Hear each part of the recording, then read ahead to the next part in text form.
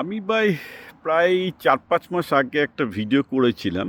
তার ভিডিওটার কেন্দ্রবিন্দু ছিল এরকম যে সেক্সলেস ম্যারেজের জন্য অবভিয়াসলি বাবা-মায়েদের, মূলত মায়েদের মেজাজ খিটখিটে হয়ে যায় এবং যার ফল ভোগ করে ছেলেমেয়েরা। কারণ অধিকাংশ সময় যেটা হয়, মায়েরা ভাবেন যে আমি একটা সেক্সলেস, রোম্যান্সলেস ম্যারেজে আছি, কারণ আমি ছেলেমেয়েদের জন্য স্যাক্রিফাইস করছি। তারপর সেই ছেলেমেয়ে যখন পড়াশোনার ক্ষেত্রে বা কেরিয়ারে দাঁড়ায়, তখন রাগটা আরও বেশি হয়ে পড়ে যে তোর জন্য আমি স্যাক্রিফাইস করলাম, যে তুই লাইফে কিছু একটা হই বলে, অথচ তুই কিছু করতে পারলি না। তো এটা একটা মায়েদের একটা খুব ডিপার সাইকোলজি চলে আসে এবং গিয়ে ছেলে মেয়েদের উপর আরও তারা ফ্রাস্ট্রেটেড হয়ে যায় এবং ছেলেমেয়েরা আরও পিছিয়ে পড়ে যাওয়ার জন্য।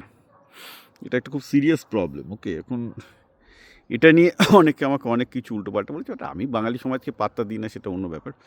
বাট ফ্যাক্ট ইজ, এই ভিডিওটা দেওয়ার পর প্রায় আমি হঠাৎ আজকে কাউন্ট করলাম, আজ মানে কালকে আমার লাস্ট এসে প্রায় ৫-৬ জন মহিলা আমার কাছে লিখেছিলেন যে আমি কতটা সত্যি কথা বলছি এবং এই সেক্সলেস ম্যারেজের জন্য তারা কতটা মেন্টালি ডিস্টার্বড, এবং আমি যেটা বলছি সেটা কতটা সত্যি, যে সত্যি তারা যখন তাদের ছেলেমেয়েরা যখন একটা সামান্য মিস্টেক করছে, সামান্য রেজাল্ট খারাপ করছে, তারা ধৈর্য হারিয়ে ফেলছেন এবং তারা স্বীকার করছেন যে তারা বিভিন্নভাবে ব্যর্থ হয়েছেন। কারণ যা হয় সেক্সলেস ম্যারেজের যেটা মেজর প্রবলেম, হয়তো ভদ্রমহিলা আর একটা প্রেমের চেষ্টা করেছেন, আর একটা জীবনসঙ্গিনীর চেষ্টা করেছেন, ডিভোর্স করার চেষ্টা করেছেন, সবগুলো ক্ষেত্রে ব্যর্থ হয়েছেন, এদিক থেকে বেরিয়ে আসতে পারছেন না, একটা হতাশা গ্রাস করে আর কি। জেনারেলি সাইকোলজিক্যাল ডিপ্রেশন স্বাভাবিক।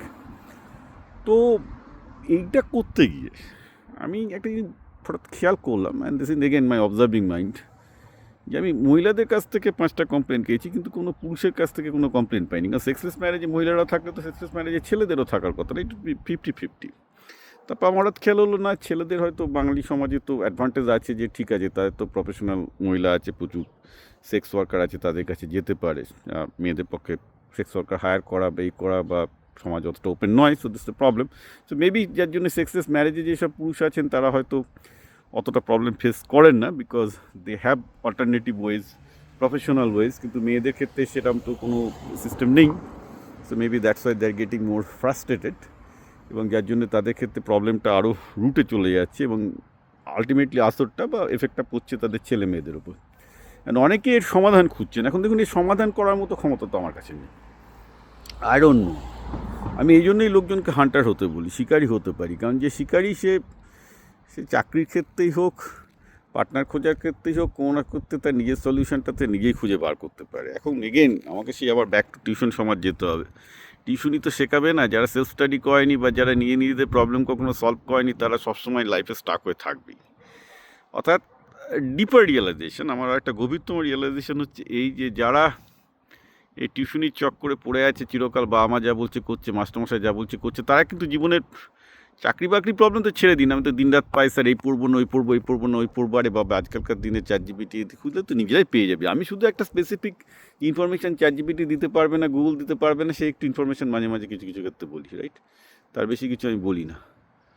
তো ন্যাচারালি এইটুকু আমি খুব আপনাদের বলতে পারি যে আমার ওই মহিলাদের চিঠি পড়ে একটাই মনে হলো, আমি অন্য কোনো ব্যাপারে যাব না, কোনো মন্তব্য করবো না, যেটা মনে হলো এই টিউশনি পড়ার ব্যাপারটা ইল এফেক্ট সব জায়গাতে হচ্ছে। অর্থাৎ একটা রেজেতে একটা অল্টারনেটিভ লাইফ পার্টনার খুঁজে বার করতে হবে, সেটাও এরা করতে পারছে না। চাকরি বলুন, লাইফ পার্টনার বলুন, সব ক্ষেত্রেই কিন্তু ব্যর্থতা আসছে, যে তারা যেহেতু হান্টার নয়, তারা যেহেতু শিকারী হয়ে উঠতে পারেনি। এবং শিকারী হয়ে না উঠতে পারলে কিন্তু যখনই লাইফে কোনো প্রবলেম হবে, সেটা চাকরি না পাওয়ার প্রবলেম হোক, চাকরি ক্ষেত্রে প্রবলেম হোক, চাকরি থেকে ছাঁটাই হওয়ার প্রবলেম হোক, প্রেমের ক্ষেত্রে প্রবলেম হোক, মানে ধরুন প্রেমিকা বা প্রেমিক আমাকে ডিচ করে যেতেই পারে, বিয়েতেও প্রবলেম হতে পারে, তখন একটা অল্টারনেটিভ দরকার। কোনো কিছু সলিউশন এরা নিজেরা করতে পারছে না। So I have a very deeper realization for this.